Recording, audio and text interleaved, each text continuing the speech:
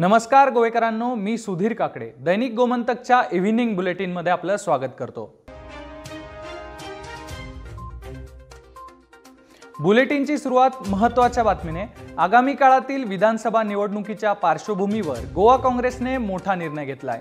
गोवा विधानसभेच्या आगामी निवडणुकांसाठी माजी केंद्रीय अर्थमंत्री आणि गृहमंत्री पी चिदंबरम यांची वरिष्ठ निरीक्षक आणि समन्वयक म्हणून आज नियुक्ती करण्यात आली आहे। स्थानिक पक्षांशी काँग्रेस आघाडी करणार की नाही याविषयी पक्षाची भूमिका स्पष्ट होत नसताना निवडणूक रणनीती ठरवण्यासाठी चिदंबरम यांची नियुक्ती करण्यात आली आहे। काँग्रेसच्या अध्यक्षा सोनिया गांधी यांनी हा निर्णय घेतला असून काँग्रेसचे राष्ट्रीय सरचिटणीस के.सी. वेणुगोपाल यांनी हा निर्णय जाहीर केला आहे। कोविड महामारीमुळे कदम बसेसच्या तब्बल 266 फेऱ्या गेल्या काही महिन्यांपासून बंद असल्यामुळे कदम महामंडळाला मोठा तोटा सहन करावा लागला आहे। त्यामुळे या बसेस सद्यस्थितीत पणजी डेपोत उभ्या करून ठेवण्यात आल्या आहेत। रद्द झालेल्या फेऱ्यांमध्ये दूरच्या शहरांना जोडणाऱ्या व राष्ट्रीय महामार्गावरून धावणाऱ्या 7 फेऱ्या, राज्याबाहेरील महाराष्ट्र व कर्नाटक मधील जवळच्या शहरांना जोडणाऱ्या 25 फेऱ्या तर मुख्य ठिकाणच्या 234 फेऱ्यांचा समावेश आहे।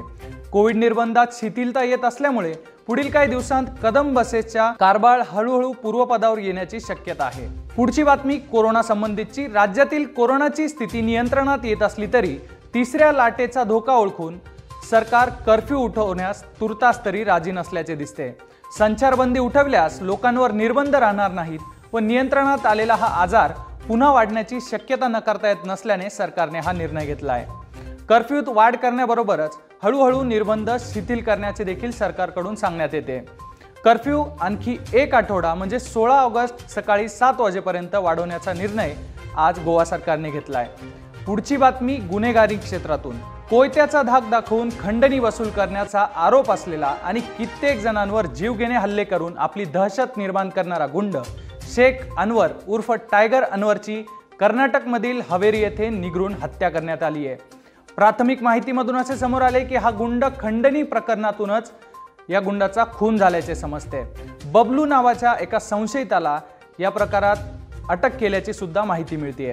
अनवरच्या मानेवर कुऱ्हाडीचा घाव घालून त्याचा निगरून खून करण्यात आल्याचे समजते। गोव्याबद्दलची प्रत्येक अपडेट जाणून घेण्यासाठी आमच्या वेब पेजला भेट द्या आणि दैनिक गोमंतकच्या YouTube चॅनलला सबस्क्राइब करा।